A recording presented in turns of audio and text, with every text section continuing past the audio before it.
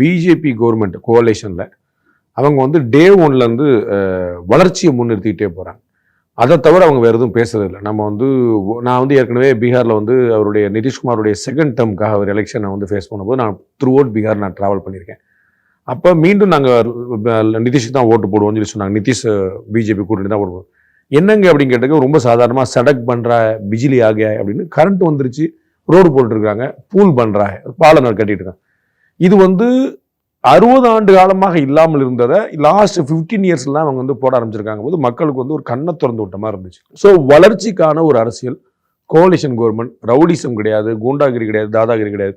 அதுதான் அந்த 3வது பாயிண்ட். எதிர்கட்சி ஒன்றுக்கு வந்து ஒரு வாய்ப்பு கொடுக்கணும் அப்படின்னா அந்த கட்சி இப்படி ஒரு தகுதியானதாக இருக்கணும். ஒன்று ஆளுங்கட்சி தகுதி இழந்திருக்கணும், அதற்கு தகுதிப்படுத்தி எதிர்கட்சி இருந்திருக்கணும்.